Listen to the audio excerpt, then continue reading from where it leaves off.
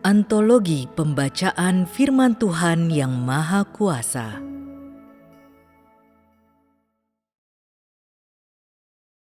Tuhan itu sendiri, Tuhan yang unik 5. Kekudusan Tuhan 2. Lima, bagaimana iblis menggunakan tren sosial untuk merusak manusia. Kapan tren sosial mulai muncul? Apakah tren sosial hanya muncul pada masa sekarang? Dapat dikatakan bahwa tren sosial muncul ketika iblis mulai merusak manusia. Apa sajakah yang termasuk tren sosial?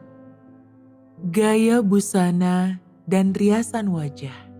Ini adalah hal-hal yang sering bersentuhan dengan manusia. Gaya busana, mode, dan tren, hal-hal ini tercakup dalam satu aspek yang kecil. Ada yang lain? Apakah pepatah populer yang sering orang bicarakan termasuk juga di dalamnya? Apakah gaya hidup yang orang dambakan termasuk?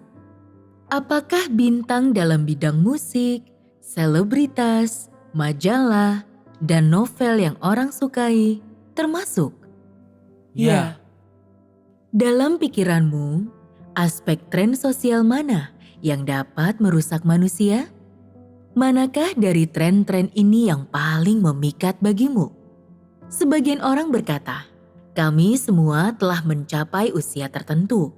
Usia kami 50-an, 60-an, 70-an, atau 80-an.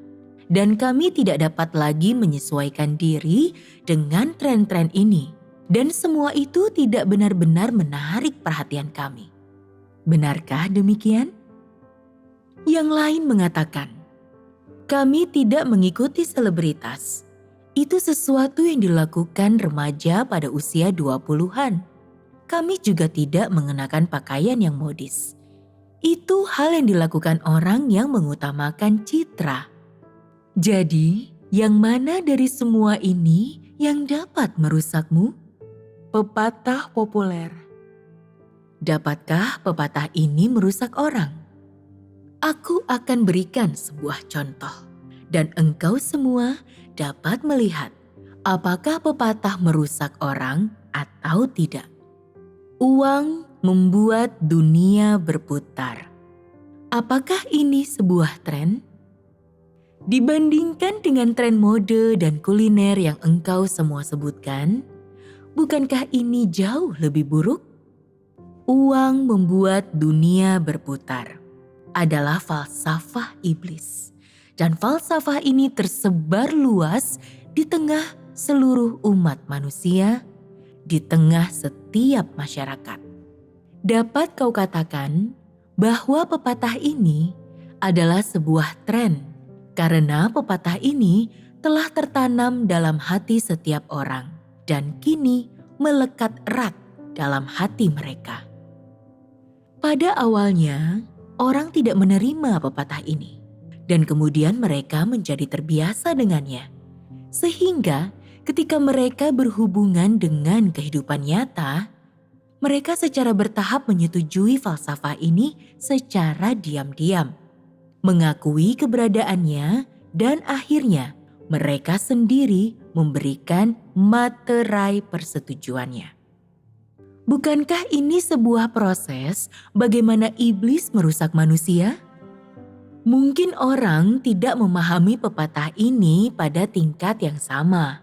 Tetapi setiap orang memiliki tingkat pemahaman dan pengakuan yang berbeda mengenai pepatah ini berdasarkan pada hal-hal yang terjadi di sekitar mereka dan berdasarkan pengalaman pribadi mereka sendiri. Bukankah ini yang terjadi? Terlepas dari seberapa banyak pengalaman yang dialami seseorang dengan pepatah ini, apa efek negatif yang dapat ditimbulkan pepatah ini dalam hati seseorang? Sesuatu terungkap melalui watak manusia dari orang-orang di dunia ini, termasuk dari setiap orang di antaramu. Bagaimana hal yang terungkap ini ditafsirkan? Sesuatu ini adalah pemujaan orang terhadap uang. Apakah sulit untuk mengeluarkan ini dari hati seseorang? Ini sangat sulit. Tampaknya, perusakan manusia oleh iblis sudah sedemikian dalamnya. Jadi, setelah iblis menggunakan tren ini untuk merusak manusia, bagaimana hal ini terwujud dalam diri mereka? Apakah engkau semua merasa bahwa engkau tidak dapat bertahan hidup di dunia ini tanpa uang? Bahwa satu hari saja tanpa uang tak mungkin bagimu? Status orang didasarkan pada berapa banyak uang yang mereka miliki, dan begitu pula kehormatan mereka. Punggung orang miskin membungkuk malu, sementara orang kaya menikmati status tinggi mereka. Mereka berdiri tegak dan bangga, berbicara keras-keras, dan hidup dengan congkak. Apa yang ditimbulkan oleh pepatah dan tren ini terhadap manusia? Bukankah banyak orang mengorbankan apapun demi mendapatkan uang? Bukankah banyak orang kehilangan martabat dan kejujuran mereka demi mendapatkan lebih banyak uang?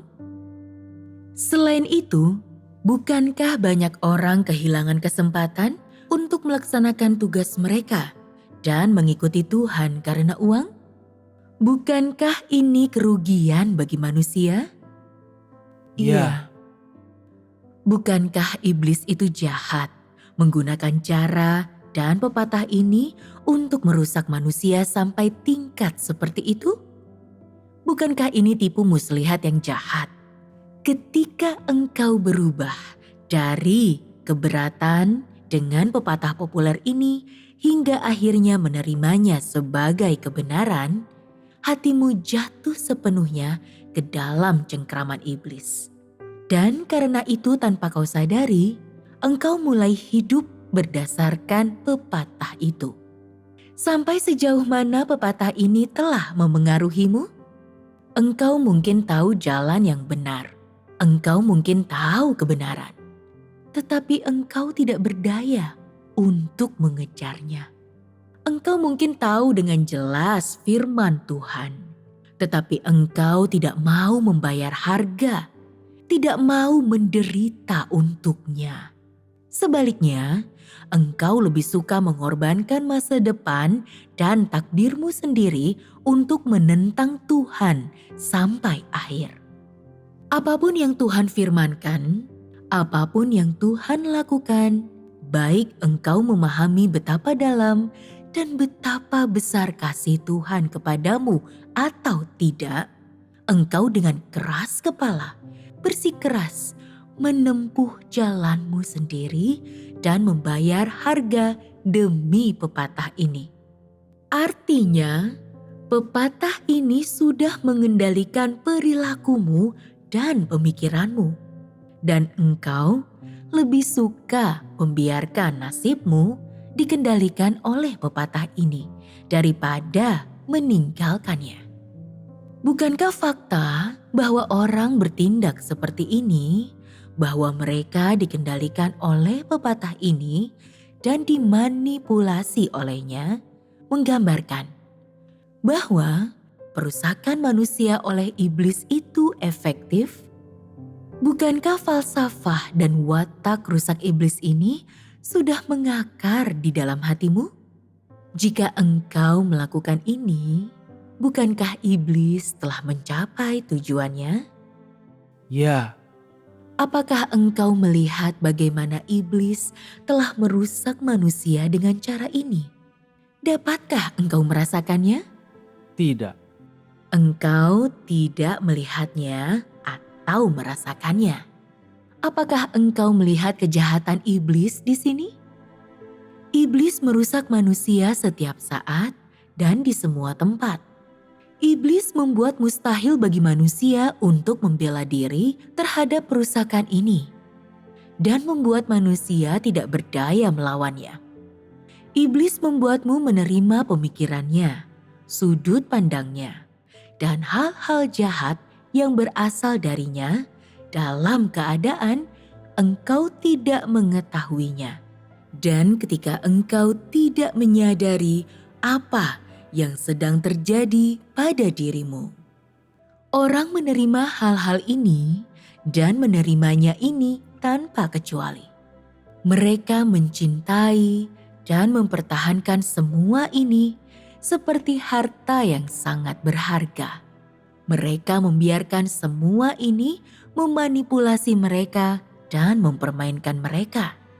Beginilah bagaimana perusakan manusia oleh iblis menjadi semakin mendalam. Iblis menggunakan beberapa cara ini untuk merusak manusia. Manusia memiliki pengetahuan dan pemahaman mengenai beberapa prinsip ilmiah. Manusia hidup di bawah pengaruh budaya tradisional, dan setiap manusia adalah pewaris dan penyebar luas budaya tradisional.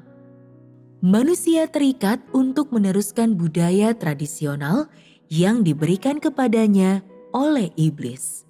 Dan manusia juga bertindak sesuai dengan tren sosial yang iblis sediakan untuk umat manusia.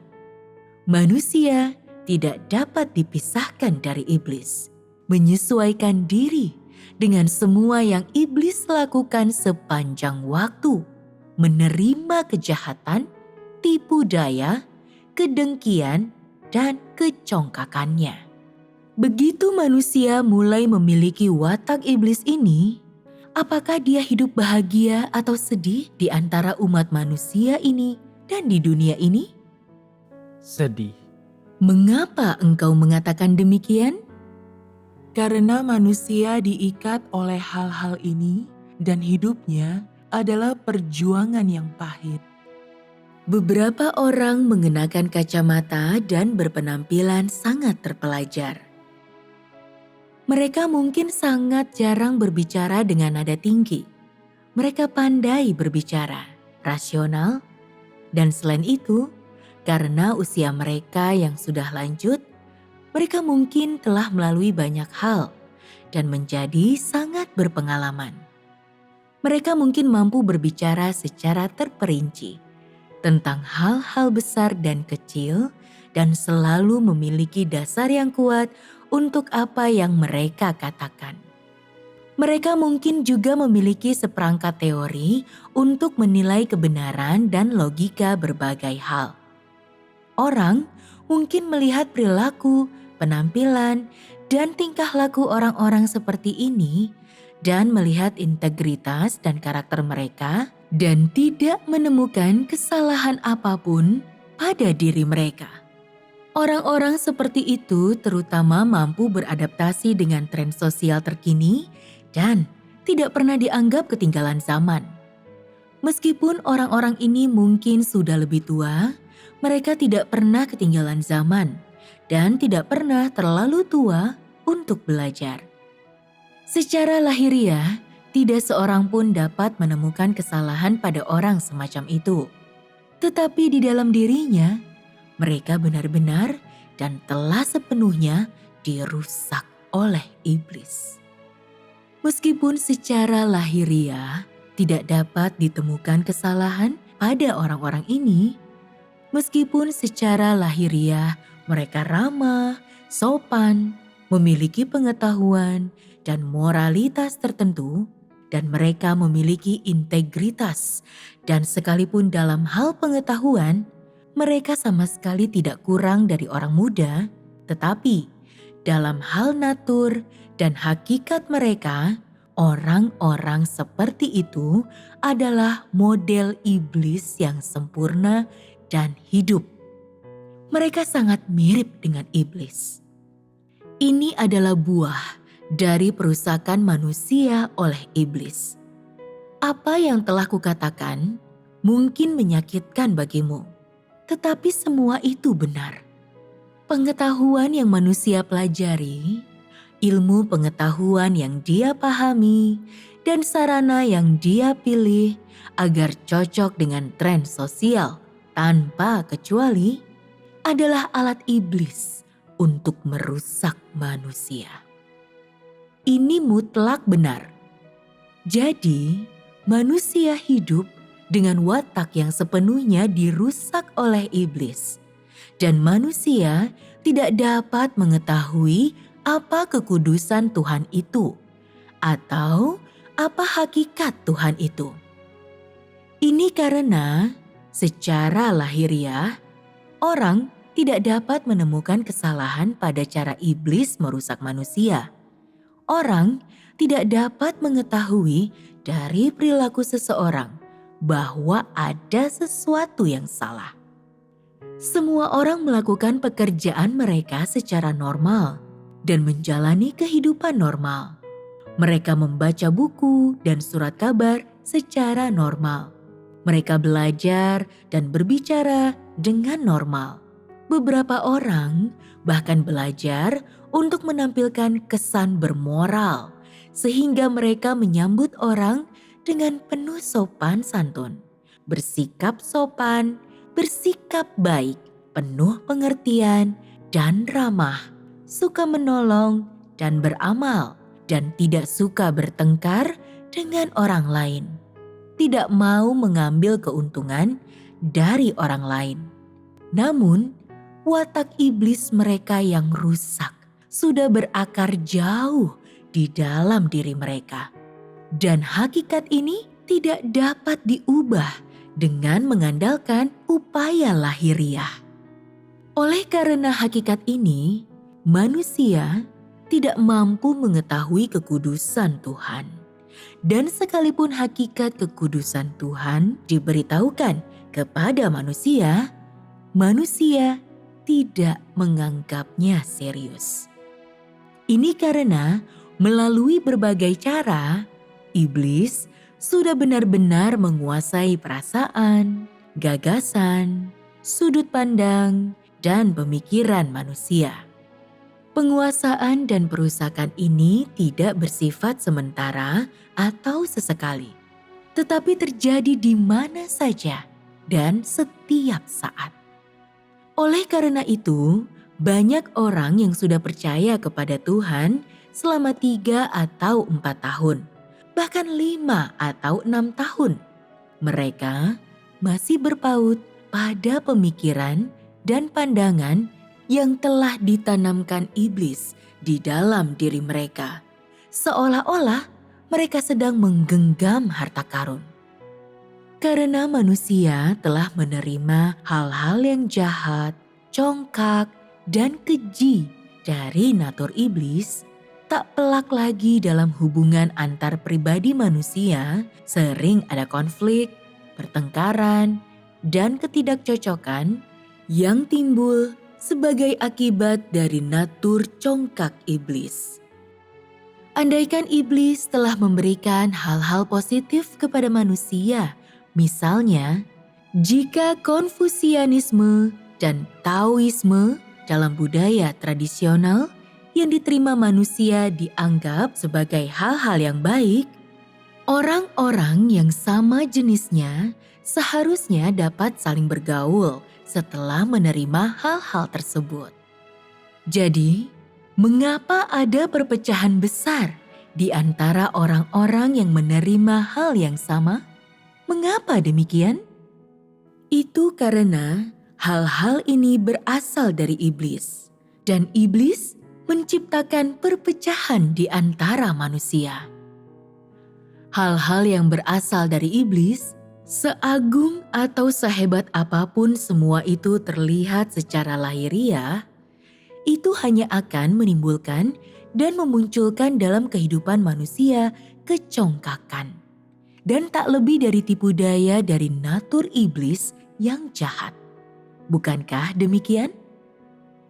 Seseorang yang dapat menyamarkan dirinya, memiliki banyak pengetahuan, atau memiliki pendidikan yang baik, akan tetap kesulitan menyembunyikan watak iblis mereka yang rusak.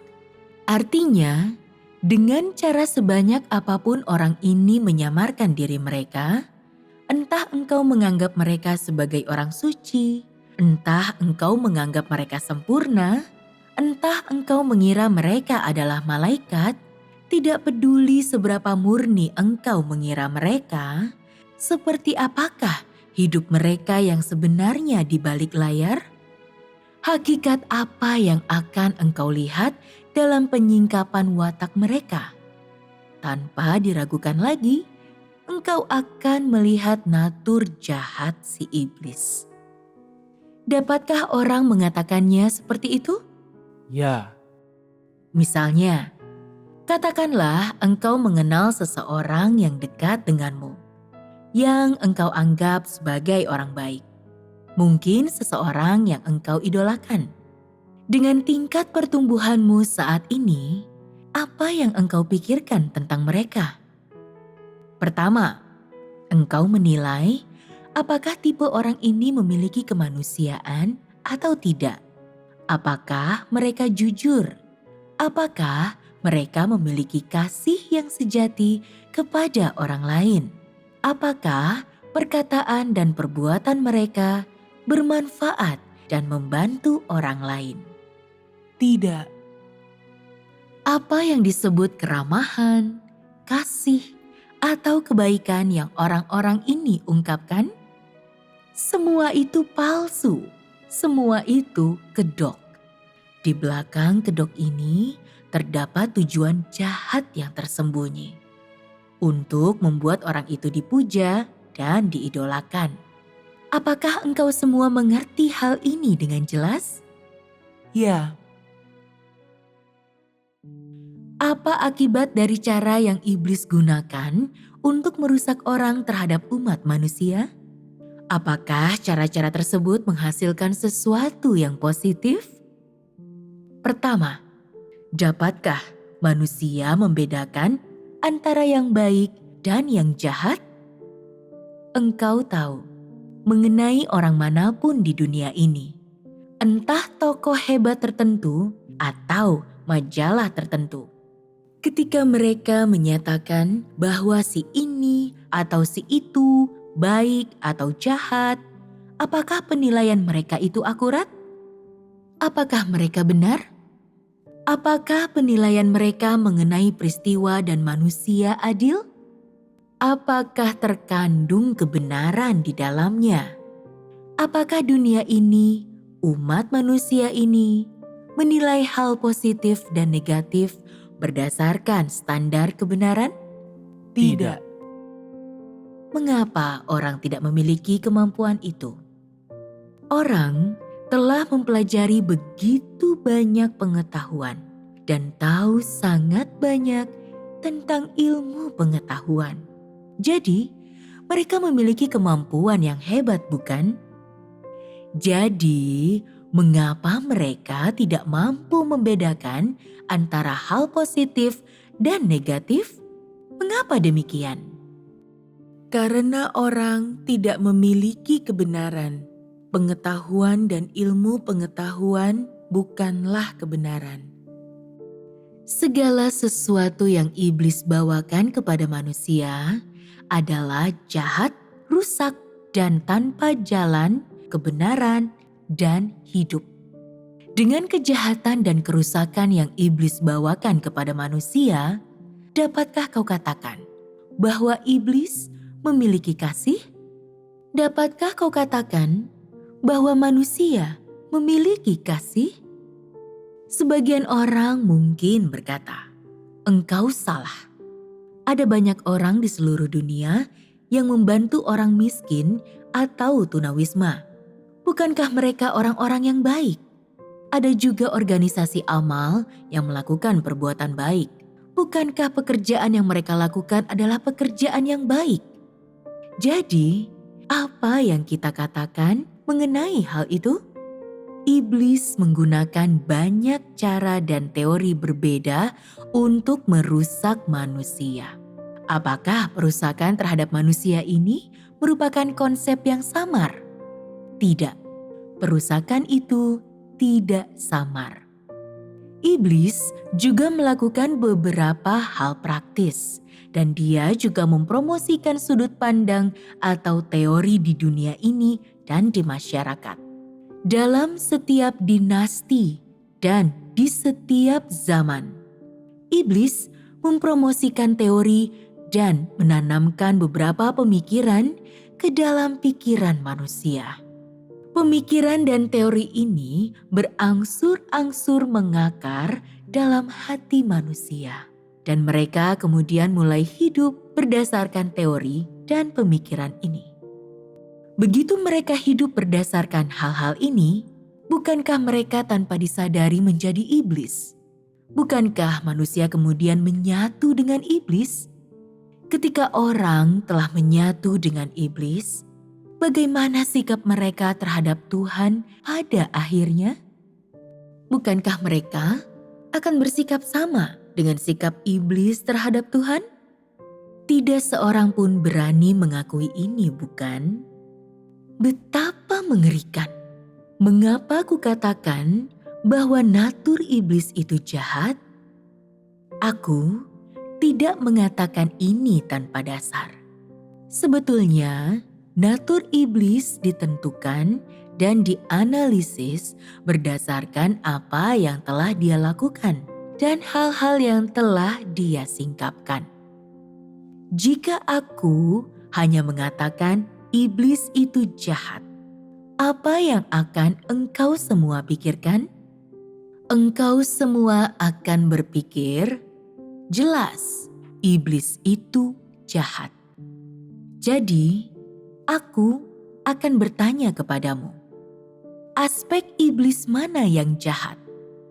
Jika engkau mengatakan penentangan iblis terhadap Tuhan itu jahat, engkau masih belum mengatakan tentang hal ini dengan jelas. Sekarang, setelah aku mengatakan hal-hal spesifik seperti ini, apakah engkau semua memahami tentang kandungan spesifik dari hakikat kejahatan iblis? Ya. Jika engkau mampu memahami natur jahat iblis dengan jelas, engkau akan memahami keadaanmu sendiri. Apakah ada hubungan antara kedua hal ini?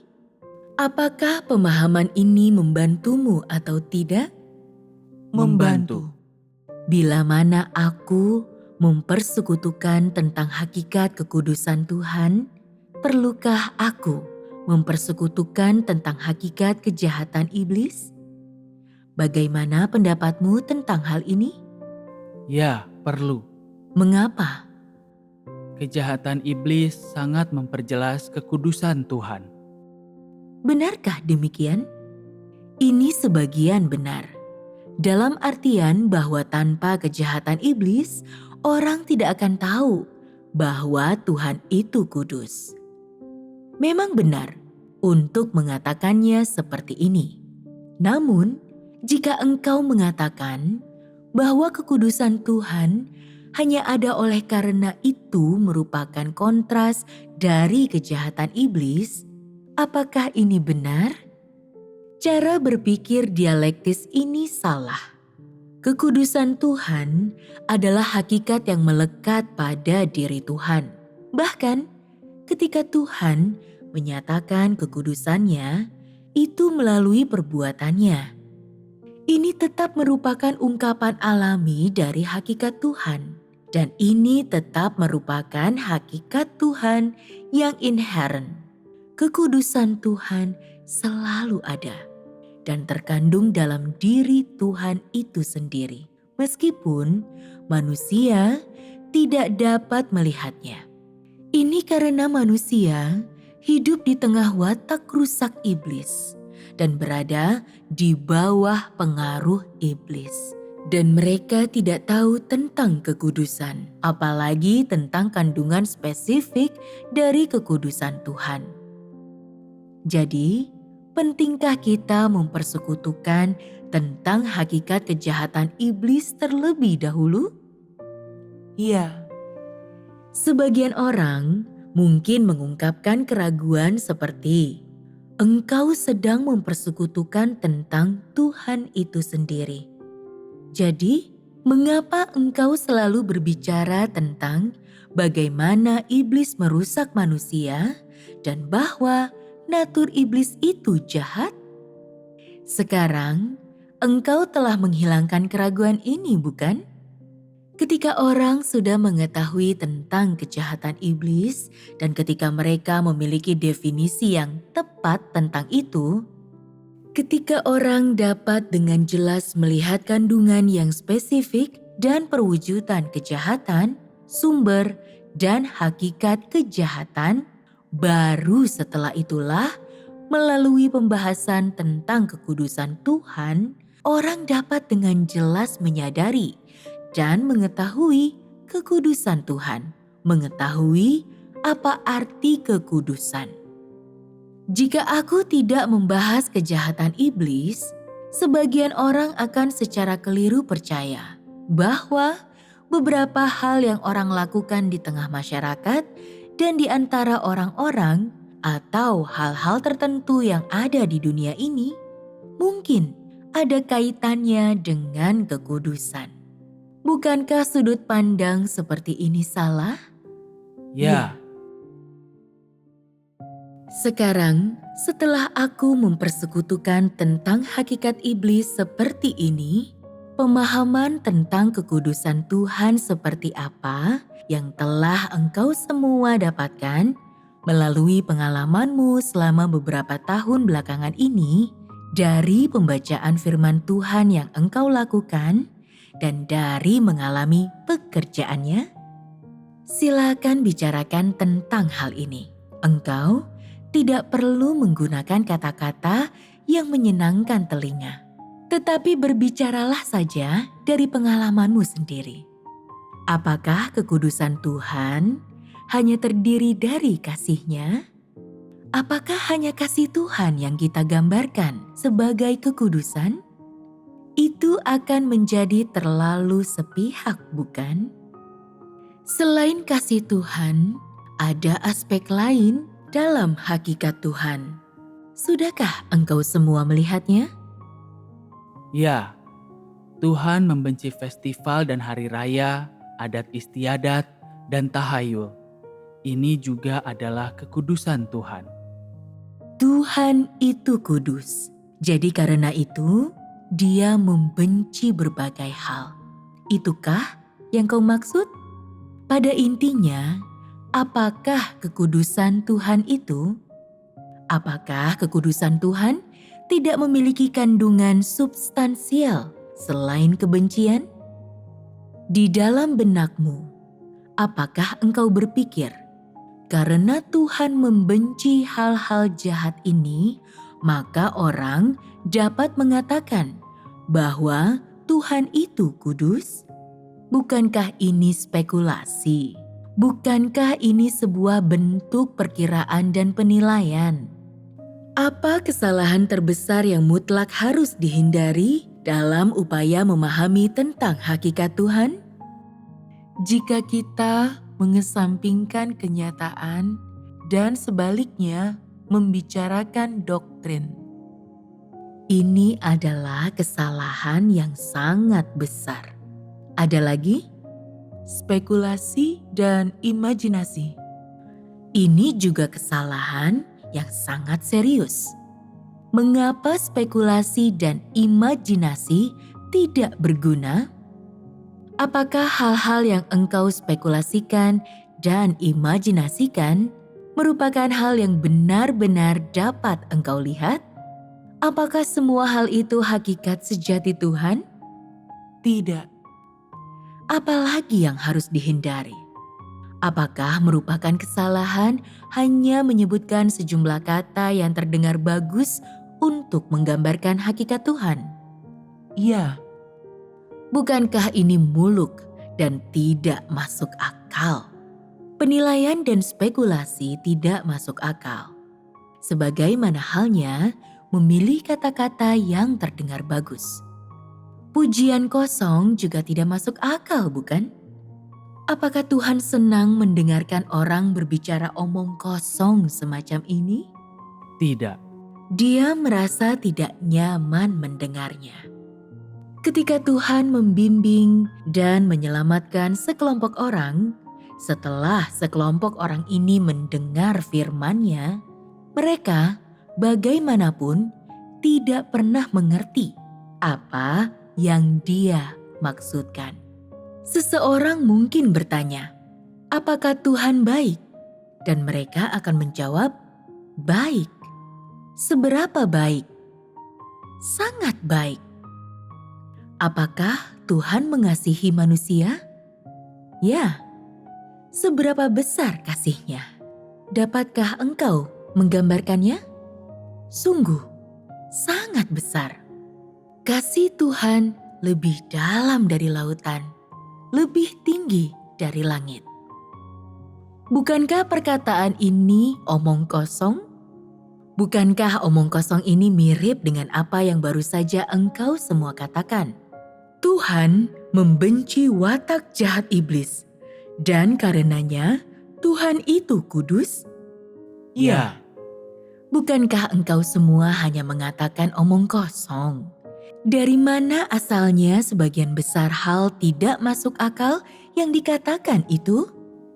iblis. Hal-hal yang tidak masuk akal yang dikatakan itu terutama berasal dari tidak adanya rasa tanggung jawab dan rasa hormat manusia terhadap Tuhan. Dapatkah kita katakan demikian? Engkau tidak memiliki pemahaman apapun, tetapi masih membicarakan omong kosong. Bukankah ini tidak bertanggung jawab? Bukankah ini tidak menghormati Tuhan? Engkau telah mempelajari sedikit pengetahuan, memahami sedikit penalaran, dan sedikit logika. Engkau telah menggunakan hal-hal ini, dan lebih jauh lagi, engkau melakukan demikian sebagai cara untuk memahami Tuhan. Apakah menurutmu Tuhan merasa marah mendengarmu berbicara dengan cara seperti itu? Bagaimana bisa engkau semua berusaha mengenal Tuhan dengan menggunakan cara seperti ini? Ketika engkau berbicara seperti itu, bukankah itu terdengar janggal? Karena itu, jika menyangkut pengetahuan tentang Tuhan, orang harus sangat berhati-hati. Berbicaralah hanya sejauh yang engkau ketahui tentang Tuhan. Berbicaralah dengan jujur dan praktis, dan jangan menghiasi kata-katamu dengan sanjungan yang hambar. Dan jangan gunakan kata-kata pujian. Tuhan tidak membutuhkannya. Hal semacam ini berasal dari iblis. Watak iblis itu congkak. Iblis suka disanjung dan mendengar kata-kata yang menyenangkan. Iblis akan senang dan bahagia jika orang mengucapkan semua kata yang enak didengar yang telah mereka pelajari dan menggunakan kata-kata ini untuk iblis. Namun, Tuhan tidak membutuhkan ini. Tuhan tidak membutuhkan sanjungan atau kata-kata pujian, dan Dia tidak meminta orang berbicara omong kosong dan memujinya secara membabi buta. Tuhan benci dan bahkan tidak mau mendengarkan sanjungan dan kata-kata pujian yang tidak sejalan dengan kenyataan. Jadi, ketika sebagian orang memuji Tuhan dengan tidak tulus dan secara membabi buta bersumpah dan berdoa kepadanya, Tuhan tidak mendengarkan sama sekali. Engkau harus bertanggung jawab atas apa yang engkau katakan. Jika engkau tidak tahu sesuatu, katakan saja tidak tahu. Jika engkau tahu sesuatu, sampaikan dengan cara yang praktis. Sekarang, mengenai yang sebenarnya terkandung dalam kekudusan Tuhan, apakah engkau semua memiliki pemahaman tertentu tentang hal ini? Ketika aku mengungkapkan pemberontakan, Ketika aku melakukan pelanggaran, aku menerima penghakiman dan hajaran Tuhan. Dan di sanalah aku melihat kekudusan Tuhan. Dan ketika aku menemukan lingkungan yang tidak sesuai dengan harapanku, aku berdoa tentang hal-hal ini. Dan aku mencari maksud Tuhan. Dan ketika Tuhan mencerahkan dan membimbingku dengan firman-Nya, aku melihat kekudusan Tuhan. Ini dari pengalamanmu sendiri, bukan? Dari apa yang telah Tuhan katakan mengenai hal ini, aku telah melihat menjadi seperti apa manusia setelah dirusak dan dicelakakan oleh iblis. Meskipun demikian, Tuhan telah memberikan segalanya untuk menyelamatkan kita. Dan dari sini, aku melihat kekudusan Tuhan. Ini cara berbicara yang realistis. Ini adalah pengetahuan yang benar. Apakah ada cara-cara lain memahami hal ini? Aku tidak tahu apakah pemahamanku benar atau tidak. Aku melihat kejahatan iblis dari kata-kata yang diucapkannya untuk menggoda Hawa agar berbuat dosa dan pencobaannya terhadap Tuhan Yesus. Dari firman yang Tuhan sampaikan kepada Adam dan Hawa tentang apa yang boleh dan tidak boleh mereka makan, aku melihat bahwa Tuhan berbicara dengan lugas dan bersih, dapat dipercaya. Dari ini, aku melihat kekudusan Tuhan. Setelah mendengar komentar-komentar di atas, pada perkataan siapakah engkau paling banyak mengucapkan amin?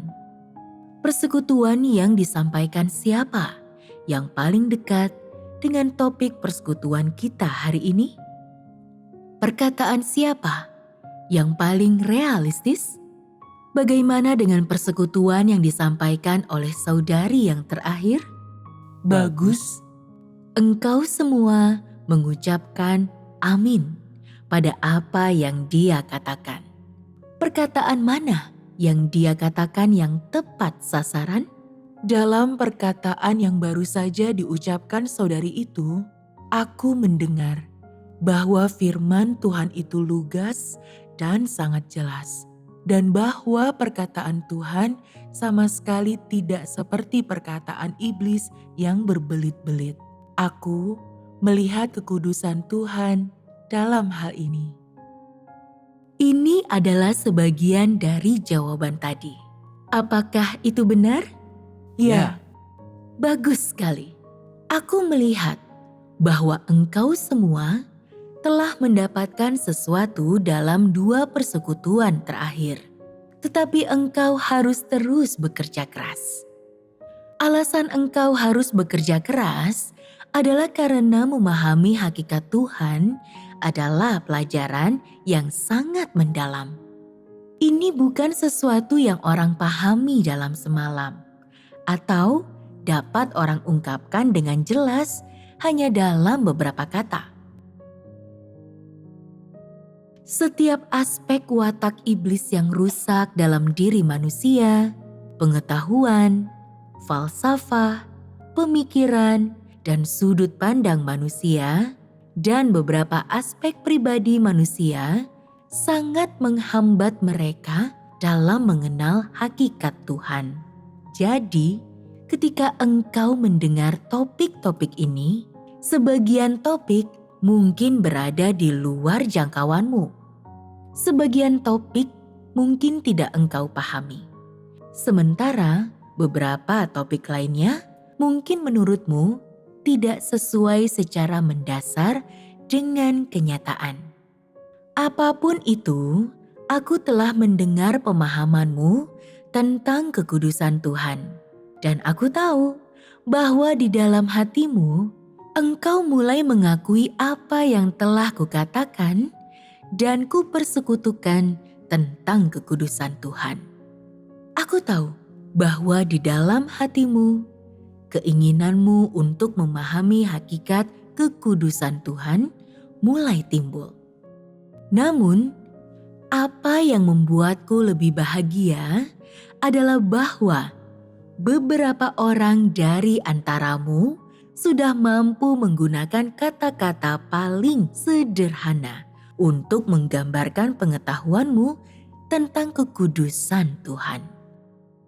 Meskipun ini adalah hal yang sederhana untuk dikatakan, dan aku telah mengatakan ini sebelumnya, tetapi di dalam hati sebagian besar darimu, engkau masih harus menerima perkataan-perkataan ini. Dan semua ini memang belum meninggalkan kesan dalam pikiranmu. Meskipun demikian, beberapa orang dari antaramu sudah menerima kata-kata ini di dalam hatinya. Ini sangat bagus, dan ini adalah awal yang sangat menjanjikan. Aku berharap engkau semua akan terus merenungkan dan lebih sering lagi mempersekutukan topik yang menurutmu mendalam, atau topik yang berada di luar jangkauanmu. Untuk masalah-masalah yang berada di luar jangkauanmu, akan ada orang yang memberimu lebih banyak bimbingan. Jika engkau lebih sering mengikuti persekutuan mengenai bidang yang berada dalam jangkauanmu sekarang, Roh Kudus akan melakukan pekerjaannya, dan engkau semua akan mendapatkan pemahaman yang lebih besar. Memahami hakikat Tuhan dan mengetahui hakikat Tuhan adalah yang terpenting bagi jalan masuk kehidupan manusia. Aku harap engkau semua tidak mengabaikan hal ini atau menganggapnya sebagai permainan, karena mengenal Tuhan adalah landasan iman manusia, juga kunci bagi manusia untuk mengejar kebenaran dan memperoleh keselamatan. Jika manusia percaya kepada Tuhan, tetapi tidak mengenal Dia, jika mereka hanya hidup di antara huruf-huruf tertulis dan doktrin, tidak akan pernah mungkin bagi mereka untuk memperoleh keselamatan. Bahkan, walaupun mereka bertindak dan hidup sesuai dengan makna dangkal kebenaran. Artinya, jika engkau percaya kepada Tuhan tetapi tidak mengenalnya, maka imanmu itu tidak berarti apa-apa dan tidak mengandung kenyataan. Engkau mengerti, bukan? Ya, kami mengerti. Persekutuan kita berakhir di sini untuk hari ini. Terima kasih, Tuhan.